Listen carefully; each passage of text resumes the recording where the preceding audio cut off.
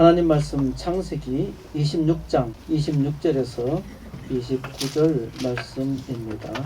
너는 우리를 해하지 말라. 이는 우리가 너를 범하지 아니하고 선한 일만 내게 행하여 내가 평안히 가게 하였음이니라. 이제 너는 여호와께 복을 받은 자니라. 아멘. 내일은 한글날 있죠. 한글 띄어쓰기를 처음 도입한 사람이 누구인지 아세요? 한글 띄어쓰기를 우리나라에 처음 도입한 사람 잘 모르죠? 아는 사람들이 거의 없습니다. 존 로스 선교사입니다. 국어 학자들도 잘 몰라요. 국립 한글 박물관에나 가야 알 수 있는 정보입니다. 제가 용감하게 한글 띄어쓰기를 처음 도입한 사람을 국어 학자도 잘 모른다고 한 까닭은 두 가지입니다. 첫째는 아직도 우리는 띄어쓰기를 잘 하지 못하고 있다는 것입니다. 띄어쓰기가 얼마나 중요한지 몰라요. 아버지 가방에 들어가신다 라는 말은 한글 띄어쓰기 문제를 담고 있는 오랜 속담이지요. 띄어쓰기를 하지 않거나 이해하지 못하니까 우리는 아직도 한글을 제대로 표현하지 못하고 있습니다. 과연 그런가요? 이것에 대한 대표적인 증거가 사이시옷입니다. 사이시옷의 사용법이 아주 어려워서 대학을 졸업해도 잘 몰라요. 국어 국문학과를 졸업해도 사이시옷 하나 제대로 못 쓰고 있단 말입니다. 여러분은 잘할 자신이 있나요? 받아쓰기 수업을 초등학교 때 부지런히 했는데 초등학교생도 초등학교 책에 나오는 것도 다 맞추지 못합니다.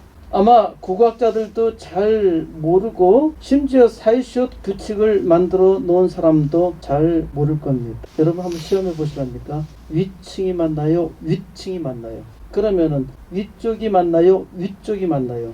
위층은 맞고 위층은 틀리다고 하죠? 위쪽은 맞고 위쪽은 틀리다네요. 그럼 뒤쪽은 맞고 뒤쪽은 틀리다는데 뒤 건물은 틀리고 뒷 건물이 맞다는데요. 등굣길이 맞습니까? 등굣길이 맞습니까? 예, 등굣길이 맞고 등굣길은 틀렸다네요. 그러면 교회 소식이 맞습니까? 교회 소식이 맞습니까? 교회 소식은 틀렸고 교회 소식이 맞다는 겁니다. 법칙이 있다는데 그 법칙이 가관입니다. 외국인이 한국어를 배울 때 아주 난감해하는 것이 사이시옷입니다. 우리야 아무렇게나 말해도 되는데 외국인은 한국어 시험을 쳐야 하기 때문에 어려워요. 한글이 가장 쉬운 언어라고 하면서 왜 이렇게 어렵게 쓰나요? 학자인 척 자기 전문성을 과시하는 무식한 국어학자가 한글을 오염시키고 있는 것입니다. 이거 사실 띄어쓰기만 하면 별 문제가 아닙니다. 발음도 있는 그대로만 하면은 쉬워요. 등굣길 교회 소식. 그런데 등굣길 교회 소식 이걸 붙였으면은 안 됩니다. 왜 안 되는지 아세요? 이게 한 단어가 아니기 때문에 띄어 쓰는 것이 맞아요. 띄어 써야 한다고요. 근데 이것을 붙여 써놓고 사이시옷을 붙이는 겁니다.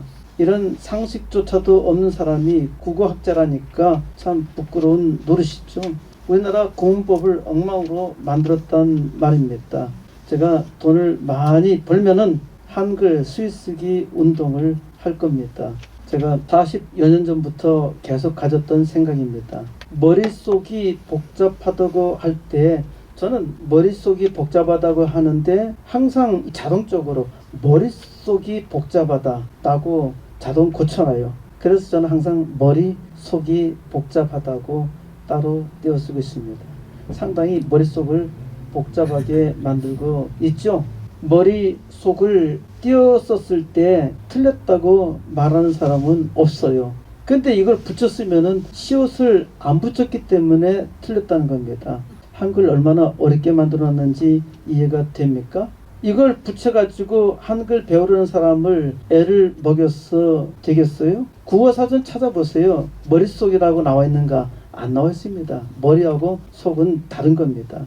둘째는 한글을 배우면서 띄어쓰기를 시작한 헐버트를 말하는 사람이 없습니다.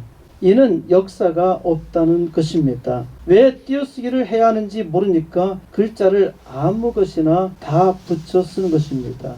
예전에는 대한민국이냐 대한민국이냐로 논란을 겪은 일이 있습니다.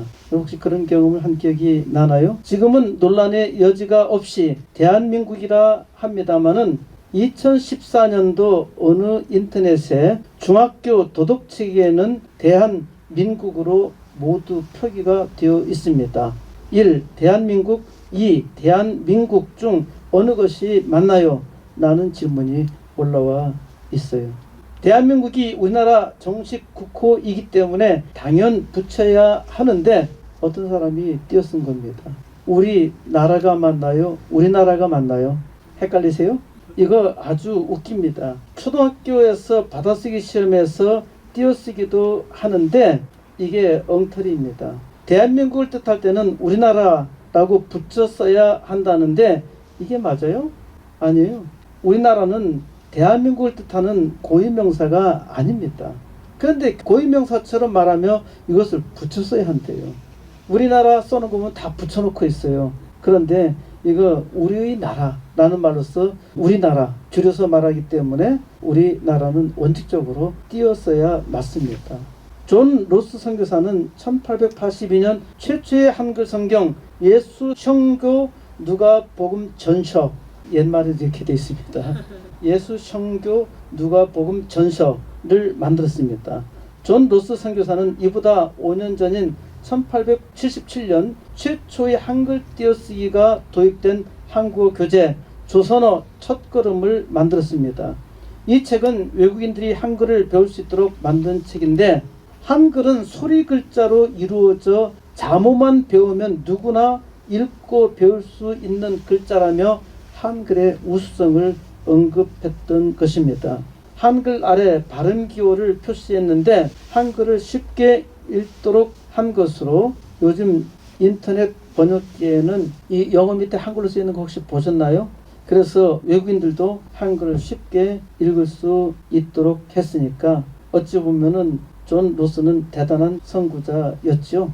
오늘은 존 로스 선교사보다 호머 헐버트 선교사를 소개하고자 합니다. 네이버 지식백과에 따르면은 헐버트 선교사는 한글의 우수성과 과학성에 매료되어서 미국 언론과 영문 잡지 기고와 논문을 통해서 한글과 한국 문화를 홍보했고, 띄어쓰기가 본격적으로 한글에 도입되도록 한 장본인이었습니다.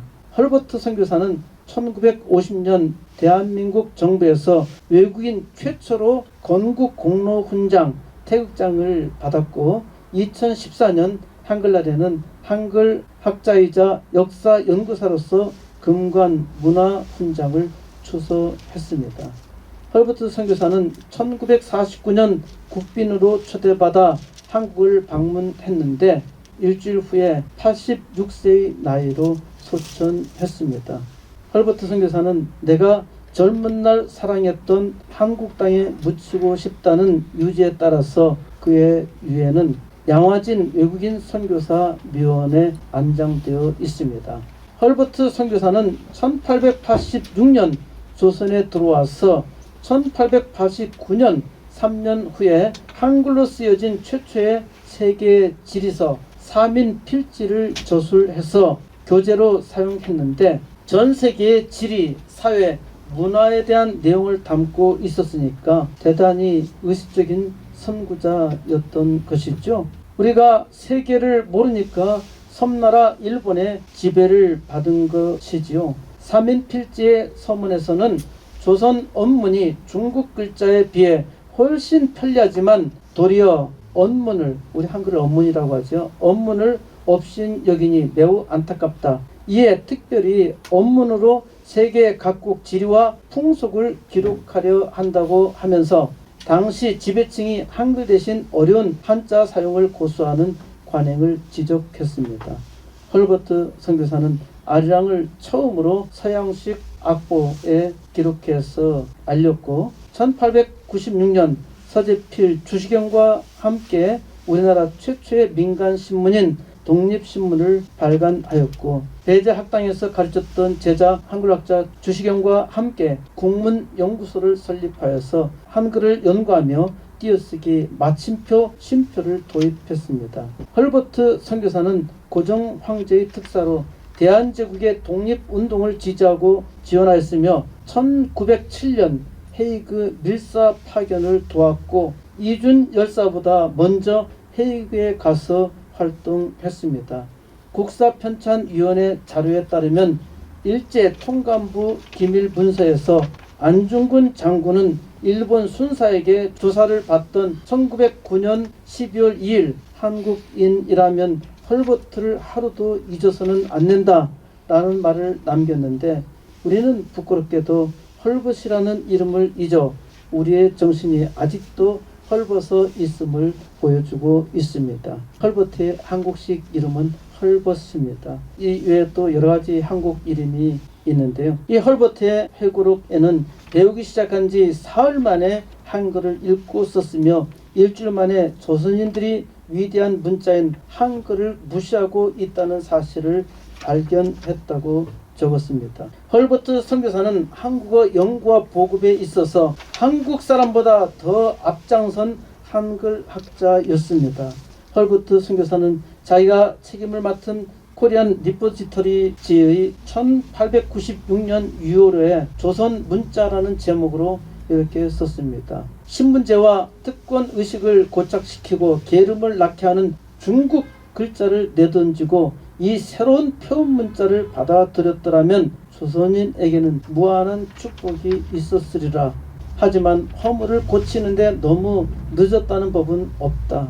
그러면은 고쳤어야 됐는데 고치지 못하니까 계속 식민지 상태로 살았던 것이죠. 아주 재미있는 사실은 1948년 7월 17일 이날 무슨 날이죠? 최초로 대한민국 헌법을 선포한 날이죠. 1948년 7월 17일 공포한 대한민국 헌법의 전문에서 한글 띄어쓰기가 전혀 되어 있지 않다는 것입니다. 세종대왕이 1446년 9월에 반포했는데 500년이 지났도록 한글을 사용하지 않았으니까 학자들이 얼마나 무식한지 역사적으로 증명해 주고 있는 것이죠. 외국의 선교사는 한글의 우수성을 잘 알았고 한글 반포 당시부터 우리가 한글을 사용했더라면은 우리가 세계 최고가 되었을 것입니다. 우리는 불행하게도 지금도 중국 문화의 아류로 생각하는 사람이 많죠. 대통령을 했던 사람이 중공에 충실한 신하였으니까 참으로 딱한 일이죠. 헐벗 선교사는 한글은 현존하는 문자 가운데 가장 우수한 문자라고 하면서 한글 애용을 강조했습니다. 우리가 우리 한글이 세계에서 가장 뛰어났다고 한 것이 아니라 외국인이 사흘 한글을 배운 외국인이 그렇게 고백한 것입니다. 세계에서 이렇게 배우기 쉽고 표현하기 쉬운 글자가 어디에 있어요? 세계 최고의 문화를 가졌다고 하는 이방인이 영어가 아니라 한글이 가장 우수하다고 인정하는데 유교 학자들은 한문에 갇혀서 중국에 갇혔고 도간에 갇혀서 나라를 닫고 망하게 만든 것이죠. 우리가 일찍 한글을 깨달았더라면 세계 최고가 되었을 건데 아직 늦지 않았습니다. 한글 창제 후 바로 한글이 활용되었더라면 우리는 세계 최강이 되었을 거라고요. 한문은 문학이 없습니다. 한문은 말이 아니라 뜻을 담은 문자이기 때문에 말을 표현하지 못합니다. 말이 아니기 때문에 문학적 표현이 없어요. 고작해야 한문시 정도인데 한시는 말로 전하는 표현이 없습니다. 한글이 500년 동안 사용되었더라면 우리의 문학이 풍부했을 것이고 무엇보다도 국력이 강했을 것입니다. 한글 안다고 국력이 강할 리가 있나요? 우리나라가 독립되었을 때 문맹률이 무려 90%에 달했습니다. 국민이 무식하니까 힘이 없었던 것이죠. 이승만 대통령이 탁월한 선택을 했는데 먹고 살기 힘들 때 국민학교를 의무교육으로 만들면서 문명퇴치에 적극적이었습니다. 그 결과 우리가 지금 이렇게 세계적으로 잘 살게 된 원동력이 된 것입니다. 국민이 유식하면은 국력이 그만큼 강해지는 것입니다. 지금도 그랬지만은 우리가 과거에 한글을 잘 사용했다면은 세계 최강이 되었다는 것 충분히 생각할 수 있죠. 우리는 지금도 늦지 않습니다. 지금 한글을 배워야 한다는 말이 아닙니다. 또 한글로 세계를 제패해야 한다는 것도 아닙니다. 그럼 무슨 의미일까요? 하나님은 대한민국을 사랑하셔서 온갖 핍박과 고난에서 지켜주셨습니다. 우리는 아직도 남북 분단의 현실에서 이 대한민국의 분단을 지독하게 경험하고 있죠. 종북주의자들이 이 나라에서 국민을 기만하고 있는데 이들이 북한에 가면은 대대적으로 환영을 받을까요? 종북주의자들 가운데 그렇게 믿는 사람은 단 한 사람도 없습니다. 아무도 북조선에 가려고 하지 않아요. 그러면 무엇을 말합니까? 이는 사악한 돼지와 같이 자기 욕심을 위해서 속이고 빼앗는 것이죠. 제발 어리석게 속지 마세요. 하나님께서 대한민국을 축복해 주셨고 우리는 세계를 축복하기 위해서 나아가야 합니다.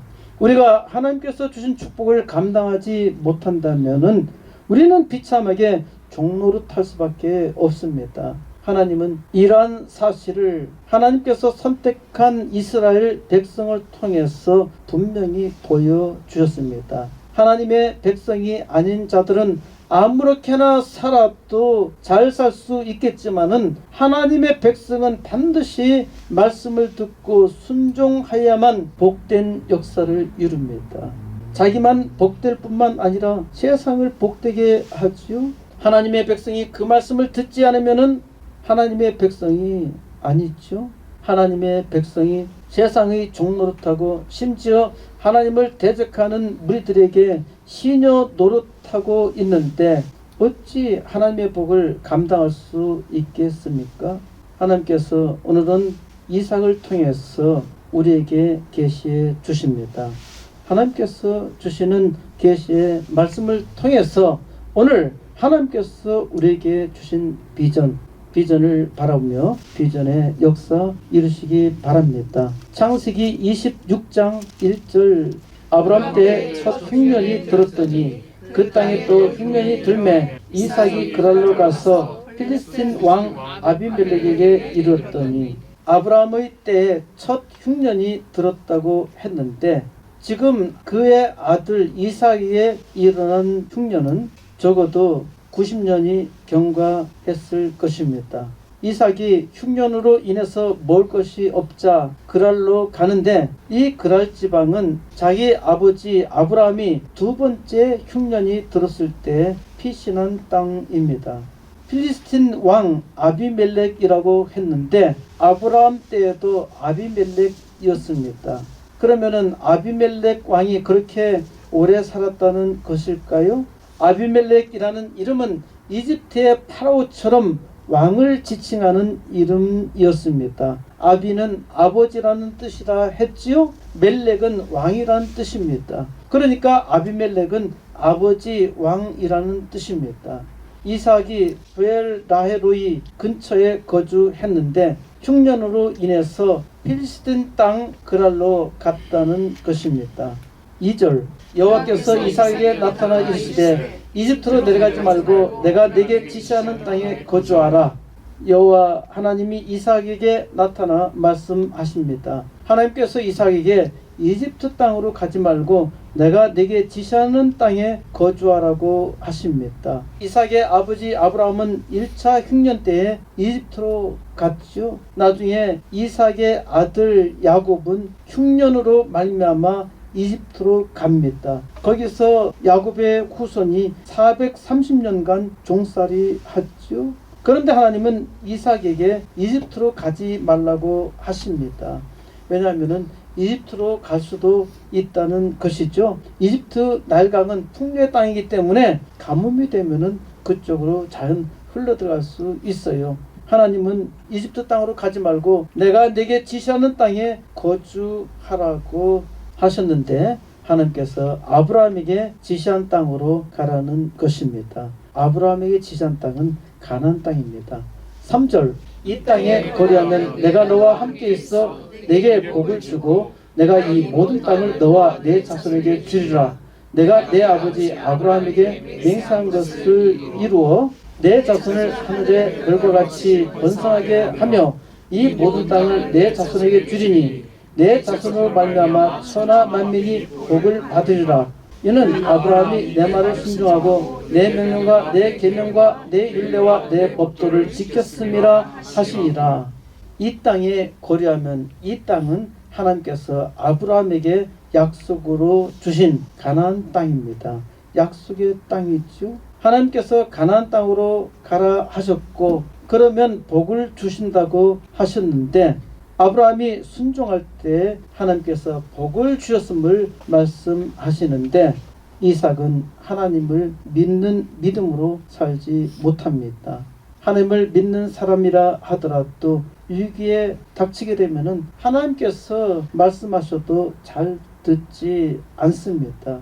사람마다 자기 생각에 옳은 대로 행하죠. 6절 이삭이 그랄에 거주하였더니 그곳 사람들이 그의 아내에 대하여 물으매 그가 말하기를 그는 내 누이라 하였으니 리브가는 보기에 아리따움으로 그곳 백성이 리브가로 말미암아 자기를 죽일까 하여 그는 내 아내라 하기를 두려워함이었더라. 이삭이 자기 아버지 아브라함의 말과 똑같이 하지요. 아브라함과 사라가 이복 남매였는데 결혼했습니다. 이삭과 리브가가 5천 남매였는데 결혼했어요.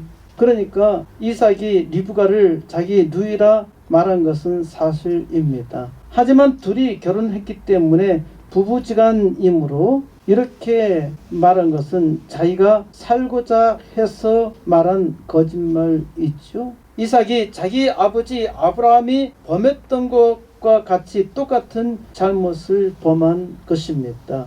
자기 아버지 아브라함이 갔던 바로 그곳에서 그 아들 이삭도 거기에 가서 똑같이 거짓말을 하니까 아버지가 저지른 과오를 아들이 똑같이 범하고 있으니까 부전자전입니다. 참 어리석죠? 역사는 반복됩니다. 어리석은 자에게 역사는 반복됩니다. 1592년 임진 1조 침략 전쟁을 망각하였기 때문에 1905년 일본의 주권을 빼앗겼죠. 1636년 청나라가 조선을 침략한 전쟁을 망각하니까 일명 병자호란이라고 하죠. 1951년 중공이 한국전쟁에 들어와 공산당 북조선을 지킨 것입니다. 이와 같이 사람은 참으로 어리석습니다. 지금도 우리는 우리의 동족을 살해한 중공과 또 우리에게 온갖 만행을 저지른 북조선에 충성하는 사람들이 있으니까 얼마나 어리석은가요? 리브가가 아리따움으로 아브라함의 아내 사라도 아름다웠고 또 이삭의 아들인 야곱의 처 라헬도 외모가 아리따웠습니다. 아리따다는 것, 예쁘다는 것 때문에 남자들은 생명의 위협을 느꼈습니다. 그러면 예쁜 사람하고 예쁜 여자하고 결혼하지 말든지 생명을 무릅쓰고 결혼해. 그렇게 무릅쓰고 결혼했으면 책임을 져야지요. 비겁하게 거짓말로 피하고자 한 것입니다. 그래서 사람들이 물으면은 리브가가 자기 여동생이라 말했던 것입니다. 믿음이 없으니까 두려운 것이죠. 믿음이 있는 사람은 두려워하지 않습니다. 더욱이 이삭이 하나님을 믿었다면 죽는 한이 있어도 정직하게 말했을 것입니다. 하지만 죽을까 두려워했습니다. 하나님을 믿지 못했다는 것이죠. 흉년에 굶주려 죽을까 해서 가나안 땅으로 가지 않고 그랄로 피신하였습니다. 지독한 삶의 현실에서 믿음이 없는 것입니다. 아브라함도 그랬고 그의 아들도 그러했습니다. 8절 이삭이 거기 오래 거주했더니 이삭이 그 안에 리브가를 껴안은 것을 필리핀 왕 아비멜렉이 창으로 내다본지라. 살다 보면 시간이 금방 지나갔지요. 이삭이 거기 오래 거주하였다는 것입니다. 잠깐 있으면은 속이면 속일 수도 있겠는데 오래 살면 다 들통나게 되어 있죠. 필스틴 왕 아비멜렉이 창으로 이삭과 리브가가 껴안고 있는 것을 보았습니다. 그리고 창문이나 닫고 할 것이지, 아니 저것이 나를 속였어?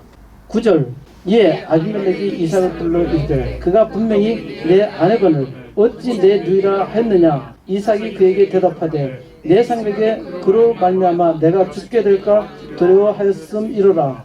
아비멜렉이 이르되 내가 어찌 우리에게 이렇게 행하였느냐. 백성 중 하나가 내 아내와 동침할 뻔하였도다. 내가 죄를 우리에게 입혔으리라. 아비멜렉이 이에 모든 백성에게 명하여 이르되 이 사람이나 그의 아내를 범하는 자는 죽이리라 하였더라. 아비멜렉 왕이 이삭을 불러 말합니다. 그녀가 분명히 내 아내인 걸 어찌 내 누이라 했느냐. 이삭이 왕에게 대답하여 말합니다. 내 생각에 그로 말미암아 내가 죽게 될까 두려워하였음이로라. 이삭이 참으로 비겁하죠. 자기 아버지 아브라함과 같이 참으로 치사했어요. 아비멜렉 왕이 내가 어찌 우리에게 이렇게 행하였느냐. 백성 중 하나가 내 아내와 수월하게 동침할 뻔했는데 내가 우리에게 죄를 안겨주었으리라 할 뻔 그로 인하여 재앙이 올 뻔했습니다. 그런데 아주 쉽게 일어날 수 있는 일이 일어나지 않았는데 아주 희한한 일이죠. 리브가가 아리따웠는데 오랜 동안 아무도 접근하지 않았던 것입니다. 하나님께서 아리따운 리브가와 이삭을 지켜주신 것이죠. 이삭은 아브라함처럼 어리석게 행동하였는데 하나님께서 지키신 것입니다. 사람은 어리석어서 부지기수로 죄를 범하는데 하나님이 지켜주시죠. 하나님께서 이 죄를 지켜주시기 때문에 지금 살아있고 또 하나님의 은혜를 구하는 것 아니겠습니까? 이삭은 자기도 자기 아내도 지키지 못했는데 하나님께서는 이방 왕 아비멜렉을 통해서 그와 그 아내를 지키셨어요. 이것이 놀라운 일이죠. 하나님은 이방 왕을 통해서도 때로 불신자를 통해서도 나를 지키신다는 것을 믿어야 합니다. 심지어 하나님께 믿음이 없는데도 불구하고 하나님은 은혜를 주시며 나를 지키시고 보호하십니다. 12절, 이삭이 그 땅에서 농사하여 그해 100배나 얻었고 여호와께서 복을 주심으로 그 사람이 창대하고 왕성하여 마침내 거부가 되어 양과 소가 때를 이루고 종이 심이 많으므로 필스틴 사람이 그를 시기하여 그 아버지 아브라함 때에 그 아버지 종들이 판 모든 우물을 막고 흙으로 메웠더라. 이삭이 씨를 뿌리고 그 해에 100배를 수확했습니다. 씨를 뿌렸는데 100배를 수확했다? 야, 굉장하죠? 그런데 굉장할 것이 아니라 사실 씨를 뿌리면은 100배를 거둡니다. 씨를 뿌려서 100배를 거두는 것은 수학의 기본 법칙입니다. 쌀 한 톨을 심으면은 100개의 쌀알이 열립니다. 풍년이 되면은 140개 정도 열리고요. 제가 의령에 논에서 쌀알 개수를 세봤어요. 한 120개 정도 되더라고요. 그는 평년작입니다. 140개, 170개까지도 달 수 있는데 물론 쌀은 하나만 심는 것이 아니라 같이 4포기, 5포기 이렇게 묶어서 심어요. 그래야지 같이 서로 버팀목이 돼가지고 클 수 있기 때문에. 그런데 한 줄기, 각각 한 줄기를 딱 세서 세보면은 100알이 넘습니다. 100배의 수확은 불신자에게도 주어진 은총입니다.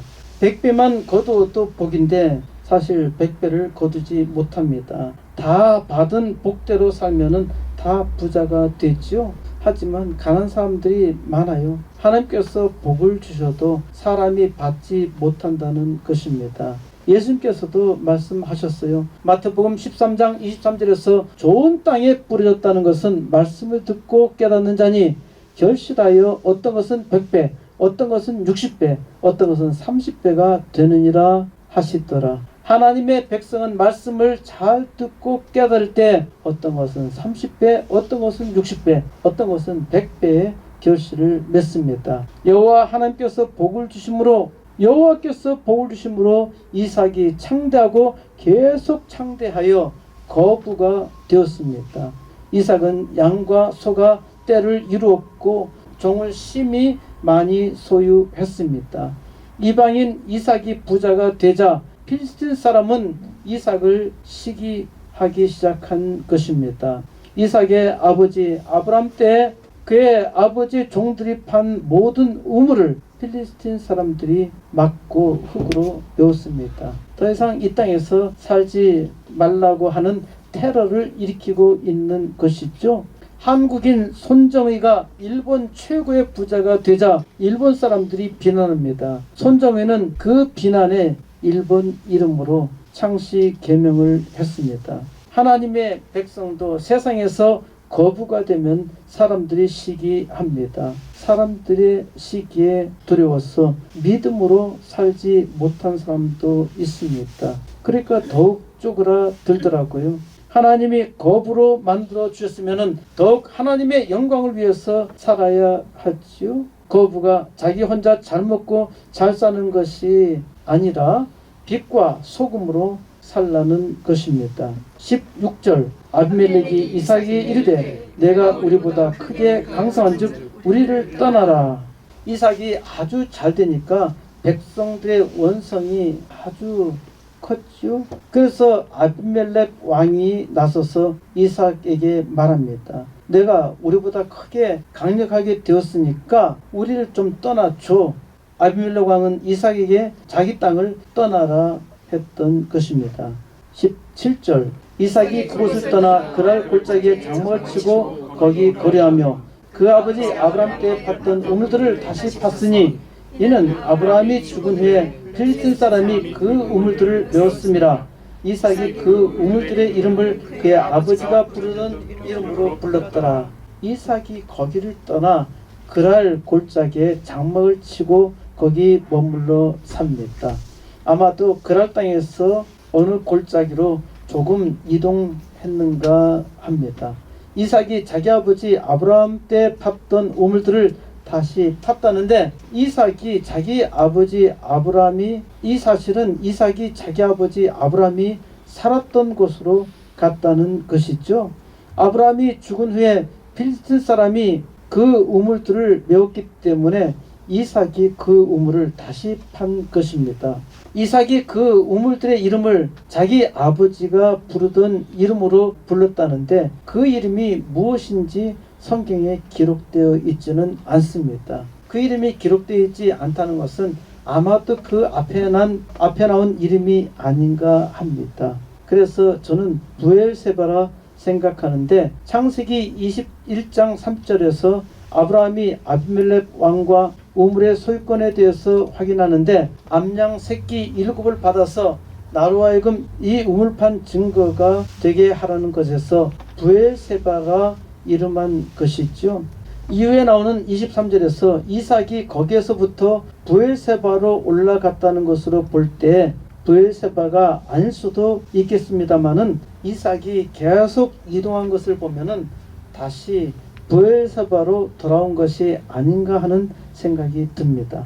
19절 이삭의 종들이 골짜기를 파서 샘 근원을 얻었더니 그날 목자들이 이삭의 목자와 다투어 이르되 이 물은 우리의 것이라 하매 이삭이 그 다툼으로 말미암아 그 우물을 에색이라 하였으며 또 다른 우물을 팠더니 그들이 또 다툼으로 그 이름을 심나라 하였으며 이삭이 거기서 옮겨 다른 우물을 팠더니 그들이 다투지 아니하였으므로 그 이름을 르호봇이라 하여 이르되 이제는 여호와께서 우리를 위하여 넓게 하셨으니 이 땅에서 우리가 번성하리로다 하였더라.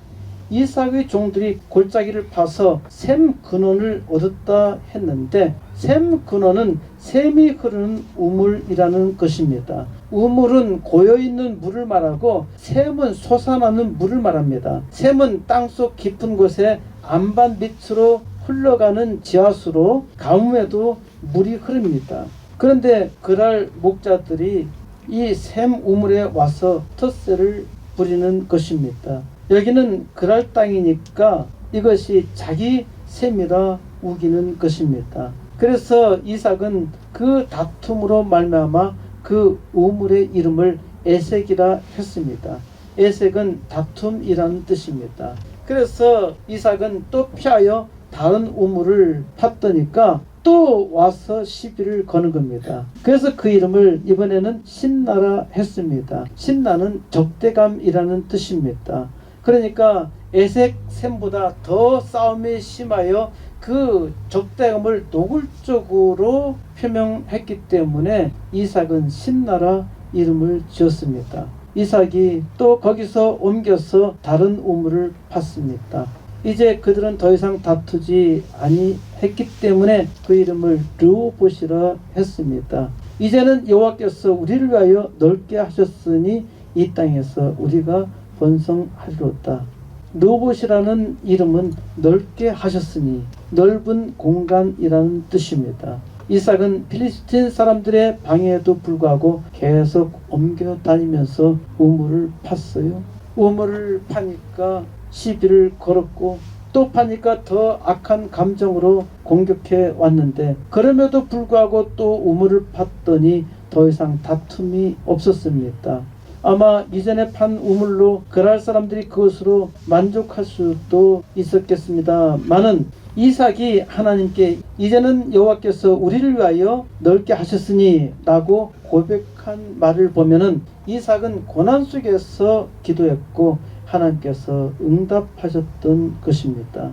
계속 살면서 벽에 부딪히는 것 같았는데 하나님께서 오히려 더 넓은 길을 주신 것입니다. 이로써 하나님께서 더 번성하게 하실 거라는 믿음이 되었습니다. 사람이 작은 어려움만 보면은 그 좌절이 커지고 작은 것이 자꾸 쌓이게 되면은 인생을 포기할 수도 있게 되는데 포기하지 말고 어떠한 일이 있어도 포기하지 않고 끝까지 기도하며 구하면 더 넓은 공간으로 하나님께서 인도하시고 또 거기서 번영하게 하십니다.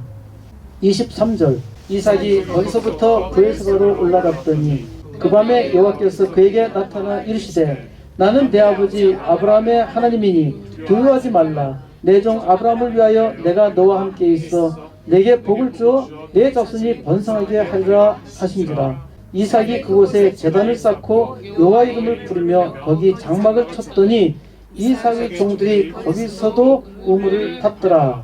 이삭이 왜 거기서부터 브에르사바로 올라갔는지 알 수 없습니다.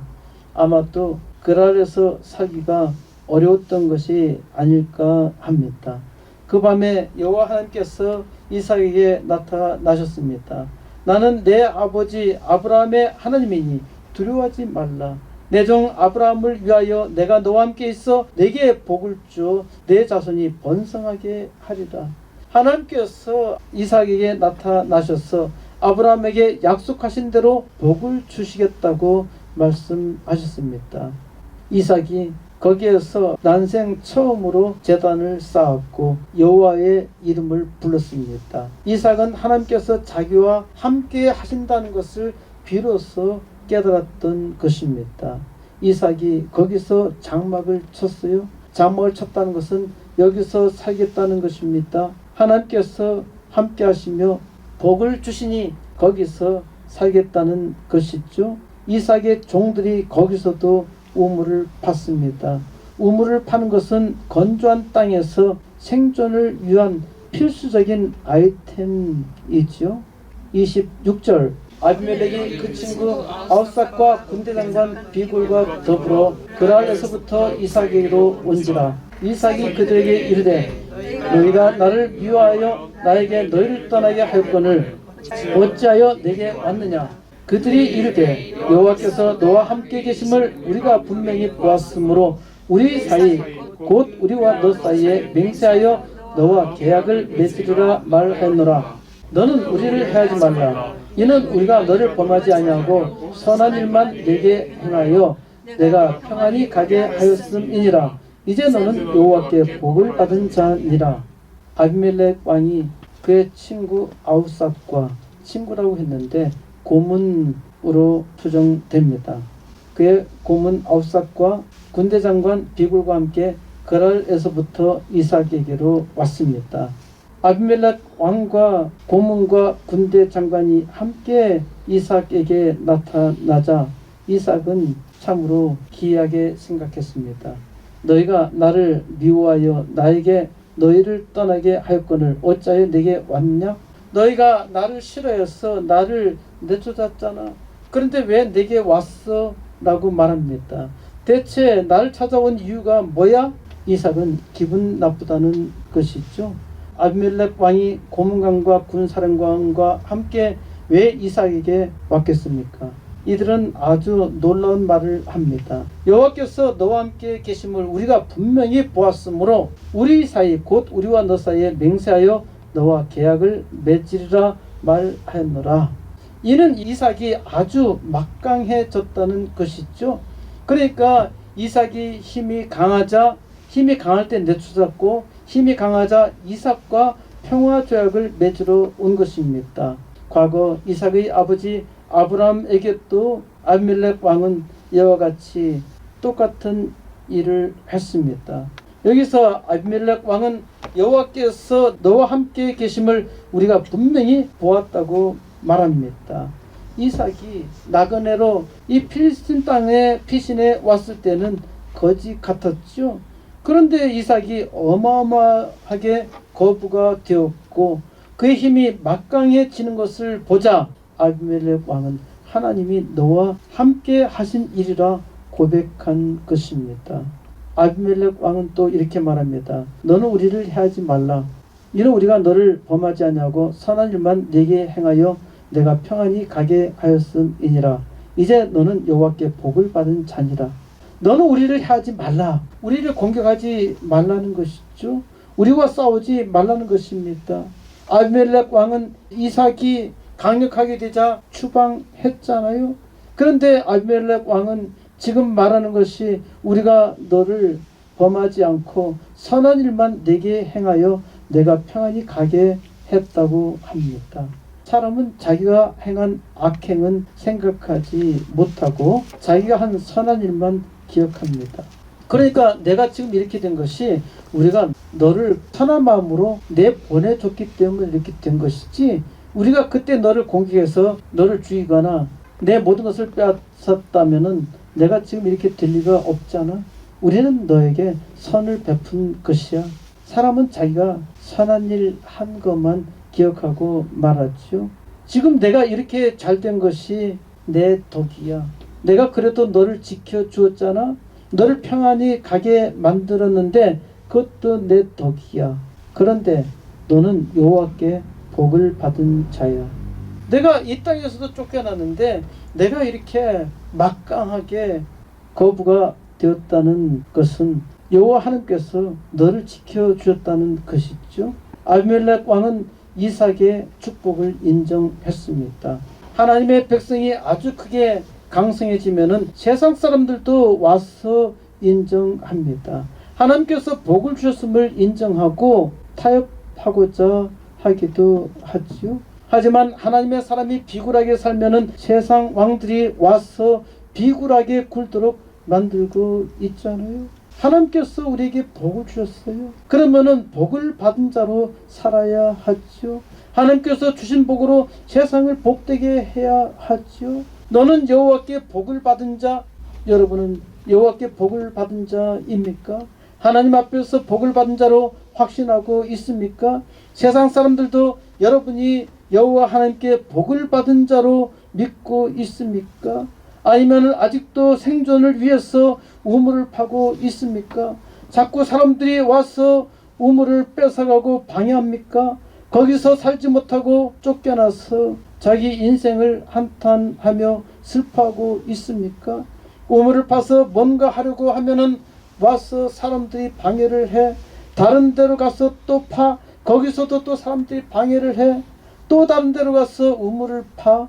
끝까지 하나님을 믿고 우물을 파면은 하나님이 아주 넓은 곳으로 인도하시며 거기서 축복해 주십니다. 저는 지금도 우물을 파고 있고 지금까지 많은 우물을 파왔습니다. 하나님께서 이제 더 넓은 곳에서 축복해 주시리라 믿고 이 일을 통해서 하나님께서 세상을 축복해 주시는 역사 이루시리라 확신합니다. 너는 여호와께 복을 받은 자, 저는 하나님께 복을 받은 자입니다. 이제 세상 사람을 위해서 생명의 우물을 파고 있습니다. 먼저 80개 개척교회와 2개의 학교에 우물을 팝니다. 세계 최강의 문자 한글을 가진 우리는 거대한 잠재력이 있습니다. 한글로 세상을 바꾸겠다는 것이 아니라 하나님께서 우리에게 주신 은혜로 우리가 이제 세상을 바꿀 수 있다는 것입니다. 하나님이 이 땅의 축복을 위해서 이 나라를 선택하셨고 그 가운데 우리를 선택하셨음을 믿어야 합니다. 우리는 이제 생명의 샘을 하나님의 은혜 가운데 파야 하고 하나님께서 우리에게 주신 복으로 이제 세상을 복되게 해야 합니다. 세상 사람들이 너는 여호와께 복을 받은 자라 인정하면서 세상 사람들이 하나님을 찬양하는 역사 이루기를 간구해야 합니다. 이제 하나님께 복을 받은 자로 하나님을 믿고 이제 축복의 우물을 파는 죄 모든 종들을 통해서 하나님께서 온 세상 복되게 하는 역사 이루시기를 우리 주 예수 그리스도의 이름으로 간절히 축원드립니다.